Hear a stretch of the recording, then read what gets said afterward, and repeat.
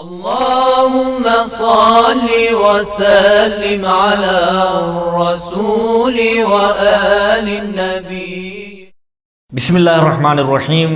ضروری اعلان سماعت فرمائیں، ماہ مبارک میں خاہران کے اور بھی دوسرے کلاسز کی مصروفیات کو دیکھتے ہوئے طالبات کے اصرار پر نوا فاؤنڈیشن نے ایڈمیشن ڈیٹ کو 20 اپریل تک بڑھا دیا ہے اور نئی کلاسز اب ماہ مبارک رمضان کے بعد 2 شوال سے شروع ہوں گی بمطابق 23 اپریل 2023۔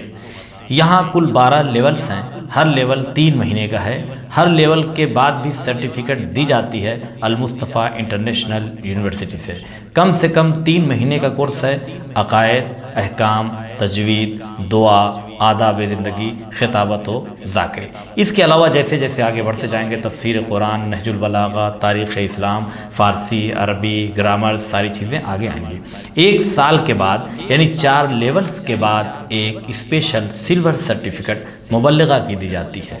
2 سال مکمل کرنے کے بعد عالمہ کی گولڈن سرٹیفکیٹ دی جاتی ہے اور پورے 12 لیول یعنی 3 سال مکمل کرنے پر معلمہ اور ٹیچر کی ڈائمنڈ سرٹیفکیٹ سے نوازا جاتا ہے اور مخصوص ایوارڈ بھی دیا جاتا ہے۔ جن خاہران کو فیس دینے میں پرابلم ہے وہ ماہ مبارک کے رمضان کے ڈسکاؤنٹ پیکج کا فائدہ اٹھا سکتی ہیں اور ماہ مبارک میں ایڈمیشن لینے پر خصوصی رعایت دی جا سکتی ہے۔ اس کے علاوہ بچوں کے لیے بھی جو 6 سال سے 14 سال تک کے ہیں تمام اسلامی کلاسز کا اہتمام ہے۔ قرآن کریم کو مخرج اور تلفظ اور تجوید آسان کے ساتھ اردو، دینیات، اخلاق، دعا، خطابت اور تاریخ وغیرہ کا کورس بھی کرایا جاتا ہے۔ خاہران اپنے لیے یا بچوں کے ایڈمیشن کے لیے رابطہ کریں ادارے کے نمبرز پر۔ شکریہ۔ نبا فاؤنڈیشن، آپ کا فاؤنڈیشن۔ اعوذ باللہ من الشیطان اللعین الرجیم، بسم اللہ الرحمن الرحیم۔ اللہم صلی علی محمد وآل محمد وعجل فرجہم۔ ناظرین اکرام، السلام علیکم ورحمۃ اللہ وبرکاتہ۔ میں ہوں آپ کا میزبان زرغام اعظمی۔ حوزہ معصومہ قم نبا فاؤنڈیشن کی جانب سے منعقد کیے گئے نبا انٹرنیشنل کوئز کمپٹیشن میں آپ سب کا استقبال کرتے ہیں، اور آج پھر ہمارے ساتھ اسٹوڈیو میں گفتگو کرنے کے لیے موجود ہیں حجت الاسلام المسلمین عالی جناب مولانا سید حیدر عباس صاحب قبلہ۔ تو ناظرین، کل کی گفتگو آپ کے ذہنوں میں محفوظ ہوگی، اور جو ہمارا ٹاپک ہے شریک زندگی، لہٰذا قبلہ کی خدمت چلتے ہیں۔ قبلہ السلام علیکم ورحمۃ اللہ وبرکاتہ۔ علیکم السلام ورحمۃ اللہ وبرکاتہ۔ تو حضور، جیسا کہ شریک زندگی کے حوالے سے گفتگو ہو رہی ہے، اور آج کا ہمارا پہلا سوال یہ ہے کہ شادی بیاہ میں لڑکی اور لڑکے کے گھر والوں کو کن چیزوں کا لحاظ رکھنا چاہیے؟ اعوذ باللہ من الشیطان الرجیم، بسم اللہ الرحمن الرحیم، الحمد للہ رب العالمین، وصلی اللہ علی سیدنا محمد وآلہ الطیبین الطاہرین، اما بعد۔ میں ایک بار پھر کریم پروردگار کا شکر ادا کرتا ہوں، اور آپ تمام حضرات کا شکریہ ادا کرنا اپنا فرض سمجھتا ہوں کہ یہ موقع فراہم کیا کہ ایک بار پھر ماہ مبارک رمضان کے عظیم ساعات اور لمحات میں، جبکہ پوری دنیا انسانیت خدا سے قریب ہونا چاہتی ہے، کچھ باتیں دین اور شریعت کی اپنے ناظرین تک پیش کر سکوں۔ انشاءاللہ پروردگار ہماری اس خدمت کو اپنی بارگاہ میں شرف قبولیت عنایت فرمائے۔ جلدی وقت بہت کم ہوتا ہے۔ دیکھیے، مسئلہ یہ ہے کہ میں نے گزشتہ پروگرام میں ایک حدیث پیش کی تھی جہاں پیغمبر خاتم کا فرمان تھا کہ علیکم بذات الدین، لڑکی کے گھر والے ہوں یا لڑکے کے گھر والے ہوں، ملا کو معیار دینداری کو قرار دینا ہے، تلاش کرنا ہے تو دیندار فیملی کو۔ البتہ دینداری کا مطلب یہ نہیں ہے کہ انسان ایسا گھرانہ تلاش کرے کہ جہاں فقط سجدہ ہو بس۔ غلط مفہوم ہمارے جوانوں تک پہنچایا گیا، اور جوان اس چیز سے باہر نکلنے کی کوشش کریں۔ دیکھیے، ہمارے یہاں ایک لفظ استعمال ہوتی ہے بصیرت۔ بصیرت کسے کہتے ہیں؟ یعنی انسائٹ، یعنی انسان ماورائے رنگ دیکھنے کی کوالٹی اپنے اندر پیدا کر لے۔ ہمارے یہاں بصیرت نہیں ہے، ہمارے یہاں بصارت تو ہے، جبکہ وہ بصیرت درکار ہے جس کے لیے امیر المؤمنین فرماتے ہیں کہ میں اپنے خدا کو دیکھتا ہوں تو ظاہر ہے کہ ان ڈھیلوں سے نہیں دیکھتے تھے، دل کی نگاہوں سے دیکھتے تھے۔ عرض کروں آپ کی خدمت میں کہ یہ بصیرت کبھی دین کے مرحلے میں، کبھی حتیٰ سماج کے معاملے میں بہت اہم ہے۔ یہ ناظرین سمجھیں، جو پیغمبر کا فرمان تھا دینداری والا۔ ایک صحابی ہیں جن کا نام ہے عثمان ابن مظعون، معتبر صحابی ہیں پیغمبر خاتم صلی اللہ علیہ وآلہ وسلم کے۔ جناب عثمان ابن مظعون کے اعتبار کا عالم یہ ہے کہ ان کی زوجہ بہترین زندگی بسر کر رہی ہیں، لیکن اعتبار کا عالم کیا ہے کہ پیغمبر اپنے لال ابراہیم کی رحلت کے بعد فرماتے ہیں کہ خدایا میرے بیٹے ابراہیم کو عثمان ابن مظعون کے ساتھ محشور کرنا، یہ اعتبار ہے۔ لیکن یہی عثمان ابن مظعون ہے جن کی زوجہ نبی کے پاس آئیں اور آنے کے بعد کہتی ہیں یا رسول اللہ عثمان ابن مظعون نے گھر کے ایک گوشے میں مسجد بنا لی یتعبد فی، جس میں وہ سجدوں پر سجدے کرتے ہیں۔ سوچئے اتنا معتبر صحابی، قبر ان کی جنت البقیع میں ہے، پروردگار ہم سب کو توفیق دے انشاءاللہ ہم وہاں پہنچیں اور آل سعود کے شر سے ہمیں محفوظ رکھے مالک۔ جناب عثمان ابن مظعون کو نبی آدم نے طلب کیا اور فرمایا عثمان ابن مظعون، اللہ نے مجھے بیوی بچے دیے ہیں، پروردگار نے مجھے گھر والے دیے ہیں، میرے بھی اعزاء اقربا ہیں، میں اللہ کی بندگی بھی کرتا ہوں اور اپنے گھر والوں کے حقوق بھی ادا کرتا ہوں۔ اب یہاں سے میں آپ کی بات کا جواب دینا چاہتا ہوں۔ دیکھیے ایک دور تھا جس دور میں دنیا میں 3 طرح کے کلچر رائج تھے۔ ایک تو کلچر روم کا تھا، ایک کلچر عرب کا تھا، ایک کلچر ایران کا تھا۔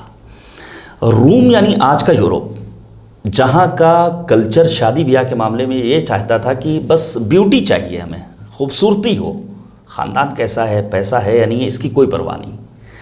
عرب کلچر میں اس کے برخلاف خاندان ٹکر کا ہونا چاہیے، جہاں بیوٹی پیسے کی کوئی وقت نہیں۔ ایک سماج ایران کا، ایک کلچر وہاں کا جہاں بیوٹی بھی چاہیے، جہاں دولت بھی چاہیے۔ موجودہ دور میں ہمارے سماج نے ان تینوں کلچرز کو تو لیا، ہمیں ظاہری بیوٹی بھی چاہیے، ہمیں ٹکر کا خاندان بھی چاہیے، ہمیں دولت بھی چاہیے، نہیں چاہیے تو دینداری۔ نتیجہ کیا ہوتا ہے؟ ان 3 چیزوں کو جو ہم نے حاصل کر لیا اور اس کو ہم نے ملاک بنا لیا کہ شادی کی پہلی ہی رات دولہا دلہن آپس میں اختلاف کا شکار ہو جاتے ہیں۔ دلہن اپنے شوہر سے کہتی ہے ہماری شادی زبردستی کی گئی ہے، تم تو ہمیں پسند ہی نہیں ہو، یا اس کے برخلاف لڑکا کبھی لڑکی سے شکوہ کرتا ہے ہم تو فلاں سے محبت کرتے تھے۔ موجودہ دور میں ہم نے نکاح جیسی آسان چیز کو سخت بنا دیا، طلاق جیسی سخت چیز کو آسان بنا دیا۔ اس وقت اگر آپ ریشو دیکھیں اور اعمار و ارقام دیکھیں تو ہمارے ہاں طلاق کی شرح میں اضافہ ہوا ہے۔ کیوں؟ اس کی وجہ یہی ہے کہ دینی تعلیمات کو ہم نے مد نظر نہیں رکھا۔ میں جلدی جلدی بیان کروں آپ کے سامنے۔ دیکھیے بہرحال لڑکے کے گھر والوں کا فریضہ ہے کہ ایک اچھے گھرانے کی خاتون کا انتخاب کریں۔ پیغمبر خاتم نبی آدم حضرت محمد مصطفیٰ صلی اللہ علیہ وآلہ وسلم کا فرمان ہے کہ اے لوگو اس سبزہ زار سے بچو جو گندگی میں رشد کرتا ہے۔ خضراء دمن کا لفظ آیا ہے روایات میں نبی آدم سے۔ تو لوگوں نے سوال کیا رسول اللہ اس کا کیا مطلب ہے؟ اس موقع پر نبی نے فرمایا کہ وہ خاتون یا وہ خوبصورت خاتون جو ایک برے خانوادے میں پروان چڑھتی ہے، ایسی خاتون سے اپنے آپ کو بچانا ہے۔ اب آپ ذرا سا سوچئے، چونکہ آپ نے یہ سوال کیا ہے کہ آخر لڑکی اور لڑکے کے گھر والے کریں کیا، تو پہلی چیز دینداری کو ملاک اور معیار بنائیں۔ ہمارے یہاں لیکن جب پہلے ہی سے ذہن میں رہتا ہے کہ چلو دیکھ لیتے ہیں، ہو آتے ہیں، ایک دعوت کھا لیتے ہیں، بعد میں استخارہ تو ایک بہانہ ہے ہی ہے، میسیجز موجود ہیں، آسان طریقہ ہے کہ بتا دیں کہ بھئی استخارہ نہیں آیا۔ سماج میں زندگی بسر کرنے والوں سے، والدین سے میں یہ گزارش کروں گا کہ خدا را اس قسم کی حرکتیں انجام مت دیجیے۔ عزت و آبرو ہے کسی بھی گھرانے کی، کسی بھی لڑکی کی، کسی بھی لڑکے کی۔ ہاں مذہب نے چھوٹ دی ہے کہ شادی سے پہلے حتیٰ جس لڑکی سے شادی کرنا چاہتے ہو تم چاہو تو اس سے ملاقات کر سکتے ہو، لیکن مقصد جنسی خواہش کی تسکین نہ ہو، مقصد یہ نہ ہو کہ یہاں بھی دیکھنا ہے، وہاں بھی دیکھنا ہے، وہاں بھی دیکھنا ہے۔ آپ سوچئے ہم لکھنؤ میں برما کا بسکٹ بہت مشہور ہے، تو ہم جب جاتے ہیں تو ہم ذرا سا دیکھتے ہیں کہ کون سا لیا جائے، اس میں تو ہم کھوج بین کرتے ہیں، 4 آدمی سے پوچھتے ہیں بھائی بٹر لیا جائے، فنا لیا جائے، کیک رس لیا جائے۔ تو شادی کے بارے میں کیا مشورہ نہیں کر سکتے ہیں؟ کیا پہلے ہی مرحلے میں ہمیں استخارہ کرنا ہے؟ نہیں، فرمایا امیر المؤمنین نے الاستشارۃ عین الہدایہ، مشورہ طلبی عین ہدایت ہے۔ اب یہیں سے میں بات کو آگے بڑھانا چاہتا ہوں۔ سوچئے بی بی جناب زہرا سلام اللہ علیہا کی شہادت کے 10 برس کے بعد امیر المؤمنین نے شادی کا ارادہ کیا، وہ امیر المؤمنین جو چینٹیوں کے بارے میں جانتے ہیں کہ اس میں نر کتنی اور مادہ کتنی، وہ امیر المؤمنین جنہیں زمین سے زیادہ آسمان کے راستوں کے بارے میں علم ہے، وہ امیر المؤمنین آخر اپنے بھائی جناب عقیل سے کیوں کہتے ہیں کہ ایسا خانوادہ تلاش کیجئے؟ لوگوں نے شبہ کیا کہ امیر المؤمنین کو اس بات کا علم نہیں تھا؟ نہیں، امیر المؤمنین نیچرل وے سے آنا چاہتے تھے سماج تک یہ بات پہنچے کہ آپس میں مشورہ کرتے رہو، بڑے بزرگوں کا احترام، ان کی رائے کو معتبر سمجھتے رہو۔ آپ پڑھیے گا روایات میں ملتا ہے کہ ہمارے اور آپ کے 8ویں امام سامن الحجج، غریب طوس، معین الضعفاء، غریب الغرباء، حضرت امام علی رضا علیہ السلام فرماتے ہیں کہ میرے بابا یعنی حضرت امام موسی کاظم علیہ السلام عقل کامل رکھنے کے باوجود حتیٰ اپنے غلاموں سے، اپنے اصحاب سے، اپنے شاگردوں سے مشورہ کرتے تھے۔ ہمارے یہاں مشورہ طلبی نہیں ہے، ہمارے یہاں مرد یہ سمجھتا ہے ہمارا فیصلہ انتم نرڑے، خاتون یہ سمجھتی ہے کہ ہمارا فیصلہ آخری فیصلہ، جبکہ مرد و زن آپس میں مشورہ کریں۔ ایسا مشورہ کیا ہے اور مشورہ کیا جانا چاہیے۔ تو امیر المؤمنین نے باقاعدہ مشورہ کیا ہے، اور پھر میں اسی بات کی ضمن میں یہ عرض کروں گا، جب جناب عقیل پہنچے ہیں جناب ام البنین کے گھر میں اور ان کے پدر بزرگوار نے ان کا استقبال کیا ہے، دیکھیے توجہ کیجیے گا، بہت اہم مطالب ہیں، یہ باتیں معمولاً بیان نہیں ہوتی ہیں۔ جب استقبال کیا، عرب کا دستور تھا کہ لوگ 3 دنوں تک مہمان رہتے تھے، تیسرے دن جا کر کے سوال کیا جاتا تھا حضرت مہمان سے، بھیا آنا کیسے ہوا؟ اب سوچئے ابو طالب کا لال کہاں پہنچا ہے؟ مدینے کے اطراف میں رہنے والے ایک معمولی گھرانے میں۔ جب جناب ام البنین کے والد نے سوال کیا کہ آپ کیسے آئے، آپ ذرا سا بتائیے، اس موقع پر جناب عقیل کہتے ہیں کہ سید الاوصیاء علی مرتضیٰ کی شادی کا رشتہ لے کر آیا ہوں آپ کی بیٹی سے۔ انہیں حیرت ہوئی، انہوں نے کہا ہم جیسے بادیہ نشین سے رشتہ مناسب نہیں ہے، امیر المؤمنین سید الاوصیاء سید الاولیاء کا رشتہ تو کسی ایسی خاتون سے کیجئے کہ جو کلچر کے اعتبار سے بہترین کلچر کی مالک ہو۔ ہمارا کلچر کوئی اچھا کلچر نہیں ہے۔ جناب عقیل نے اس موقع پر فرمایا ہے کہ امیر المؤمنین سید الاوصیاء علی مرتضیٰ کو ان باتوں کی خبر ہے، انہی کے مشورے سے ہم آپ تک چل کر آئے ہیں۔ یہ بات تو ختم ہو گئی۔ اس چھوٹی سی بات کے ضمن میں چند ایک نتیجے میں پیش کرنا چاہتا ہوں۔ سب سے پہلی چیز کہ مہمان کو میزبان کا احترام کرنا چاہیے، اور اس کے برخلاف میزبان کو اپنے مہمان کا احترام کرنا چاہیے۔ اور کبھی اللہ نے توفیق دی تو بیان کروں گا کہ آخر مہمان اور میزبان کے اپنے فرائض کیا ہیں اور اس کے ثواب اور اس کا فضائل کیا ہیں۔ دوسری بات، یہ جو جناب ام البنین کے والد بزرگوار نے کہا کہ ہمارا کلچر ایسا ہے، ہم تو مدینے کے اطراف میں بادیہ نشین ہیں، اس سے نتیجہ نکلتا ہے کہ لڑکی کے گھر والوں کو ہمیشہ صداقت کا مظاہرہ کرنا چاہیے۔ اگر لڑکی کا رنگ صاف نہیں ہے تو اس وقت وقتی طور پر، ٹمپریری طور پر آپ بیوٹی پارلر بھیج کر کے اس کو گورا مت بنائیے، ہرگز، کہ بعد میں پھر وہ پتہ چلے کہ چیچک کا داغ چونکہ میک اپ کے ذریعے دور کیا گیا ہے، شوہر ناراض ہو کہ تم تو تھی ہی نہیں، تھا تصویر میں، ہم نے کسی اور کو دیکھا تھا۔ نہیں، جو ہے وہ بالکل سچ سچ پیش کر دینا چاہیے۔ تیسری بات، جناب عقیل نے جب یہ کہا ہے کہ نہیں امیر المؤمنین کے مشورے سے آپ تک آئے ہیں، اس سے نتیجہ نکلتا ہے کہ لڑکے والوں کو بھی ظاہری چیزوں پر توجہ نہیں دینا چاہیے، بلکہ واقعی معنی میں جو فضائل، جو حقیقت ہے اسے مد نظر رکھنا چاہیے۔ اور پھر اس سلسلے میں خود لڑکے کی رائے لینا بھی بہت زیادہ ضروری ہے، اور موجودہ دور میں کسی حد تک اگر لڑکی سے بھی رائے لی جائے اور مشورہ لیا جائے تو میں سمجھتا ہوں کہ کوئی اس میں قباحت نہیں ہے۔ ایک دو حدیثیں پیش کروں گا۔ مثلا نبی اعظم حضرت محمد مصطفیٰ صلی اللہ علیہ وآلہ وسلم کا فرمان ہے، اذا جاءکم من ترضون خلقہ ودینہ فزوجوہ۔ جب تمہارے پاس کوئی ایسا رشتہ لے کر آئے کہ جس کے اخلاق، جس کے دین، جس کی کرامت، جس کے رفتار و کردار سے تم مطمئن ہو، تو بس رشتہ دے دو، شادی کر دو۔ ملاک دینداری ہے، معیار اخلاق ہے، معیار کرامت انسانی ہے۔ یا پھر تزوجوا فی الحجر الصالح فإن العرق دساس، پاکیزہ گودوں کو اپنے گھروں تک لے کر آؤ، کیونکہ انسانی زندگی میں اس کا بہت بڑا عمل دخل ہوتا ہے۔ بے شک، جزاک اللہ قبلہ۔ بسم اللہ الرحمن الرحیم۔ ضروری اعلان سماعت فرمائیں، ماہ مبارک میں خاہران کے اور بھی دوسرے کلاسز کی مصروفیات کو دیکھتے ہوئے طالبات کے اصرار پر نوا فاؤنڈیشن نے ایڈمیشن ڈیٹ کو 20 اپریل تک بڑھا دیا ہے، اور نئی کلاسز اب ماہ مبارک رمضان کے بعد 2 شوال سے شروع ہوں گی بمطابق 23 اپریل 2023۔ یہاں کل 12 لیولز ہیں، ہر لیول 3 مہینے کا ہے۔ ہر لیول کے بعد بھی سرٹیفکیٹ دی جاتی ہے المصطفیٰ انٹرنیشنل یونیورسٹی سے۔ کم 3 مہینے کا کورس ہے، عقائد، احکام، تجوید، دعا، آداب زندگی، خطابت و ذاکری۔ اس کے علاوہ جیسے جیسے آگے بڑھتے جائیں گے تفسیر قرآن، نہج البلاغہ، تاریخ اسلام، فارسی، عربی، گرامر، ساری چیزیں آگے آئیں گی۔ 1 سال کے بعد یعنی 4 لیولز کے بعد ایک اسپیشل سلور سرٹیفکیٹ مبلغہ کی دی جاتی ہے۔ 2 سال مکمل کرنے کے بعد عالمہ کی گولڈن سرٹیفکیٹ دی جاتی ہے، اور پورے 12 لیول یعنی 3 سال مکمل کرنے پر معلمہ اور ٹیچر کی ڈائمنڈ سرٹیفکیٹ سے نوازا جاتا ہے اور مخصوص ایوارڈ بھی دیا جاتا ہے۔ جن خاندان کو فیس دینے میں پرابلم ہے وہ ماہ مبارک کے رمضان کے ڈسکاؤنٹ پیکج کا فائدہ اٹھا سکتی ہیں، اور ماہ مبارک میں ایڈمیشن لینے پر خصوصی رعایت دی جا سکتی ہے۔ اس کے علاوہ بچوں کے لیے بھی جو 6 سال سے 14 سال تک کے ہیں تمام اسلامی کلاسز کا اہتمام ہے۔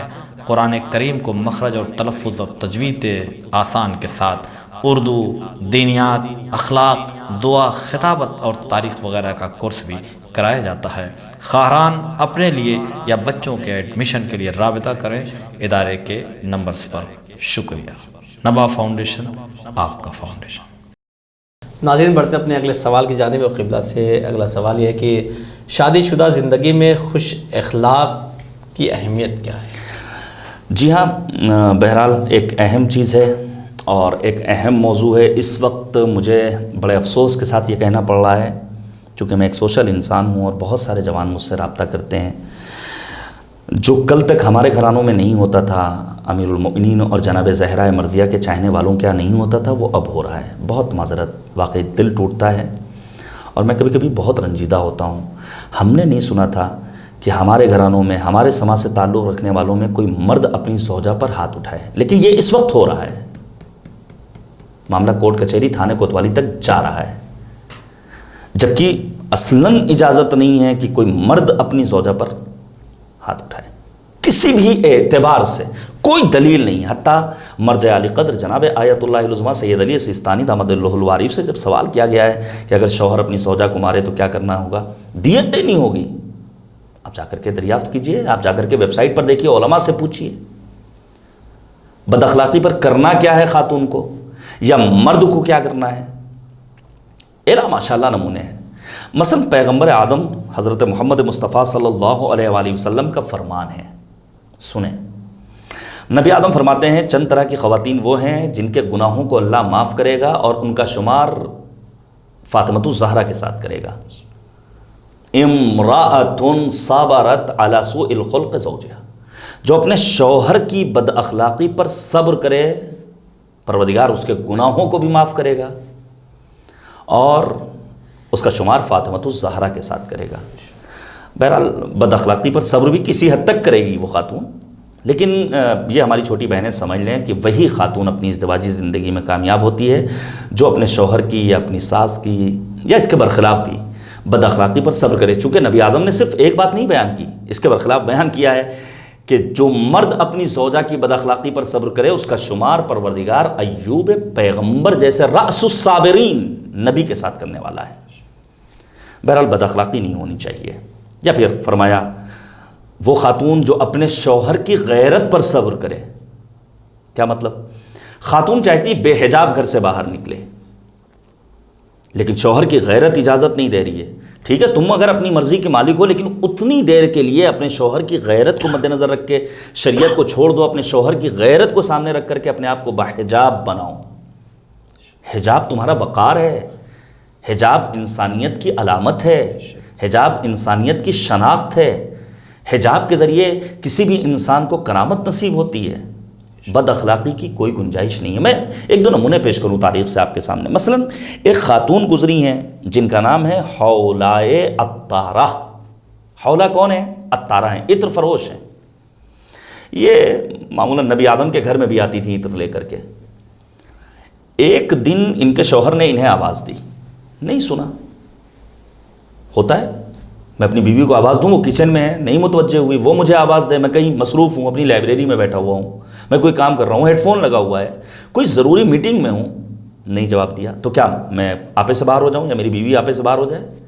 حولہ عطارہ کے شوہر نے آواز دی، انہوں نے نہیں سنا، جواب نہیں دیا، وہ آپے سے باہر ہو گئے. انہوں نے بہت معذرت کی، وہ گھر سے باہر چلے گئے، حتیٰ وہ مسجد میں گئے، حولہ عطارہ پیچھے پیچھے نماز پڑھ کے باہر نکلے، پھر معذرت، نہیں مانے. یہ گھر آتی ہیں، میک اپ کرتی ہیں، اپنے ظاہر کو سنوارتی ہیں، پھر بھی نہیں مانے. یہ آتی ہیں نبی آدم کے گھر پہ، اور آنے کے بعد دق الباب کیا. ظاہراً یاد آتا ہے ام المؤمنین جناب ام سلمہ نے دروازہ کھولا. حولہ کیسے آنا ہوا؟ پورا ماجرا بیان کیا.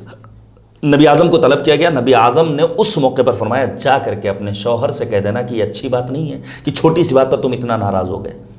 پیغمبر کا فرمان سنا دینا کہ جو مرد اپنی زوجہ کی بد اخلاقی پر صبر کرے پروردگار اسے ایوب پیغمبر کے ساتھ شمار کرنے والا ہے. اور یہ کوئی اتنی بڑی بات بھی نہیں تھی. ہمارے ہاں کبھی کبھی مسئلہ اتنا زیادہ سنگین ہو جاتا ہے ہم چھوٹی چھوٹی باتوں پر. اسی لیے مجھے یاد آتا ہے حوض علم قم میں جب میں تحصیل علم میں مشغول تھا، میرے استاد نے کہا تھا کہ ذوی الحقوق آپس میں ٹکرائیں تو کبھی بھی فوراً فیصلہ مت کرنا.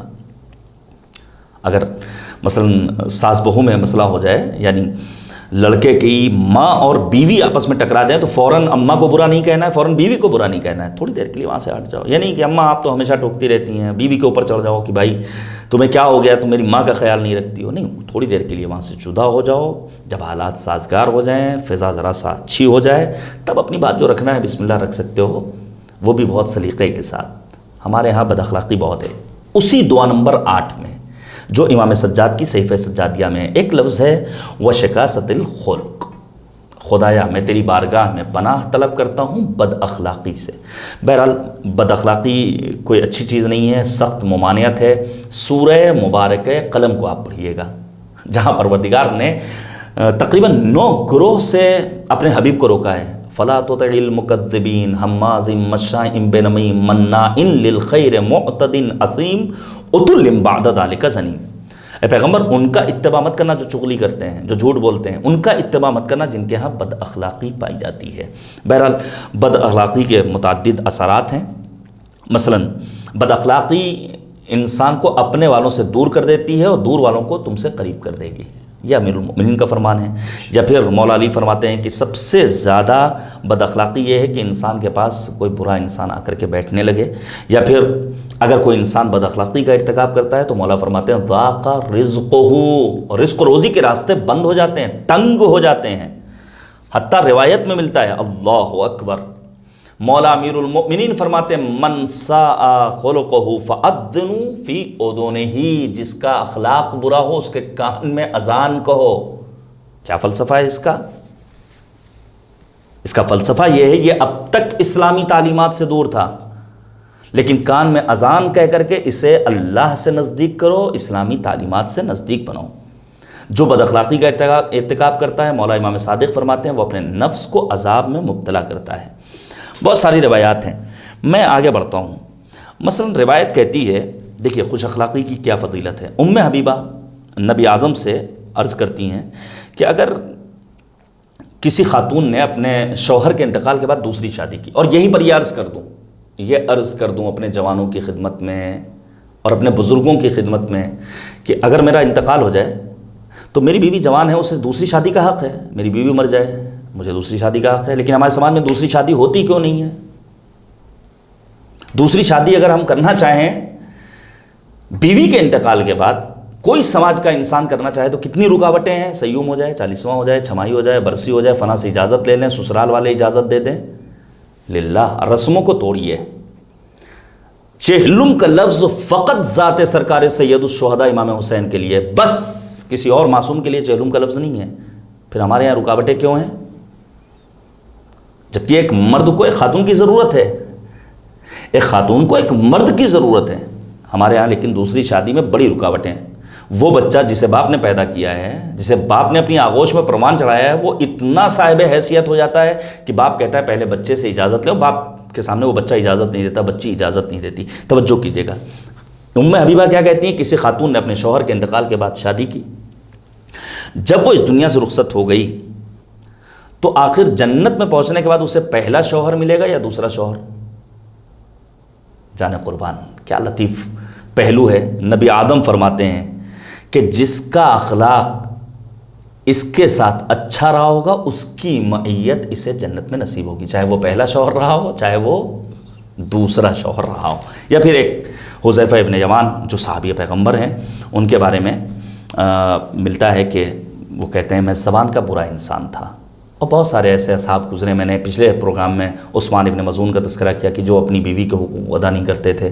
بہت سارے سعد ابن معاذ کے بارے میں ملتا ہے کہ اماں کہتی ہیں تمہیں رسول نے دفن کیا، ہنیئن ہنیئن لک ہنیئن لک، جنت مبارک جنت مبارک۔ نبی آدم کہتے ہیں خبردار، چونکہ اس کا کردار گھر والوں کے ساتھ اور اخلاق اور رفتار و کردار اچھا نہیں تھا، لہذا بھی یہ مسئلہ ان کا عذاب میں چل رہا ہے، ذرا سا رکو، بلکہ تھوڑا سا سختی میں ہے یہ۔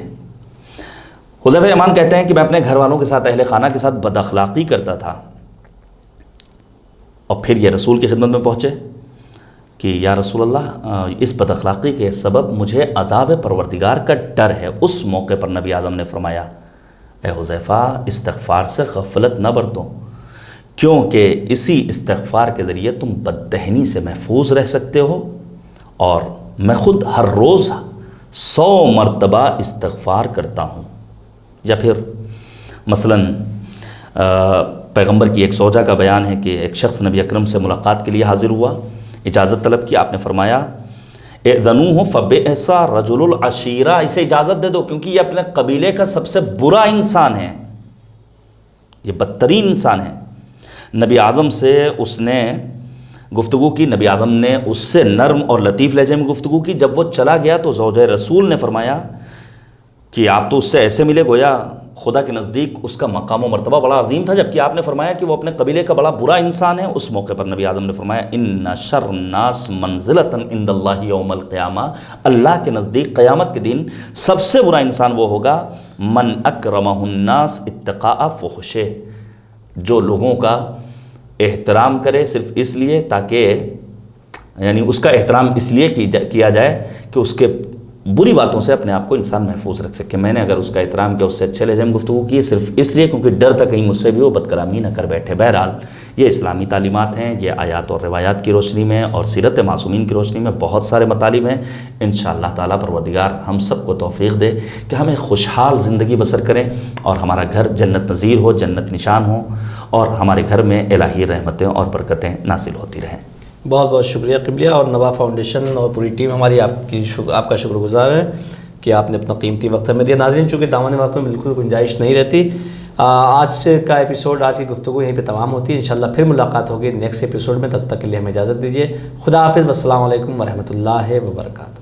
بسم اللہ الرحمن الرحیم۔ ضروری اعلان سماعت فرمائیں، ماہ مبارک میں خاہران کے اور بھی دوسرے کلاسز کی مصروفیات کو دیکھتے ہوئے طالبات کے اصرار پر نوا فاؤنڈیشن نے ایڈمیشن ڈیٹ کو 20 اپریل تک بڑھا دیا ہے، اور نئی کلاسز اب ماہ مبارک رمضان کے بعد 2 شوال سے شروع ہوں گی بمطابق 23 اپریل 2023۔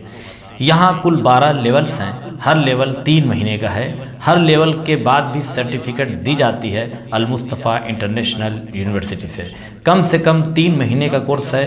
عقائد، احکام، تجوید، دعا، آداب زندگی، خطابت و ذاکرے۔ اس کے علاوہ جیسے جیسے آگے بڑھتے جائیں گے تفسیر قرآن، نہج البلاغہ، تاریخ اسلام، فارسی، عربی، گرامر، ساری چیزیں آگے آئیں گی۔ 1 سال کے بعد یعنی 4 لیولز کے بعد ایک اسپیشل سلور سرٹیفکیٹ مبلغہ کی دی جاتی ہے۔ 2 سال مکمل کرنے کے بعد عالمہ کی گولڈن سرٹیفکیٹ دی جاتی ہے، اور پورے 12 لیول یعنی 3 سال مکمل کرنے پر معلمہ اور ٹیچر کی ڈائمنڈ سرٹیفکیٹ سے نوازا جاتا ہے اور مخصوص ایوارڈ بھی دیا جاتا ہے۔ جن خاندان کو فیس دینے میں پرابلم ہے وہ ماہ مبارک کے رمضان کے ڈسکاؤنٹ پیکج کا فائدہ اٹھا سکتی ہیں، اور ماہ مبارک میں ایڈمیشن لینے پر خصوصی رعایت دی جا سکتی ہے۔ اس کے علاوہ بچوں کے لیے بھی جو 6 سال سے 14 سال تک کے ہیں تمام اسلامی کلاسز کا اہتمام ہے۔ قرآن کریم کو مخرج اور تلفظ اور تجوید آسان کے ساتھ اردو، دینیات، اخلاق، دعا، خطابت اور تاریخ وغیرہ کا کورس بھی کرایا جاتا ہے۔ خواہران اپنے لیے یا بچوں کے ایڈمیشن کے لیے رابطہ کریں ادارے کے نمبرز پر۔ شکریہ۔ نبا فاؤنڈیشن، آپ کا فاؤنڈیشن۔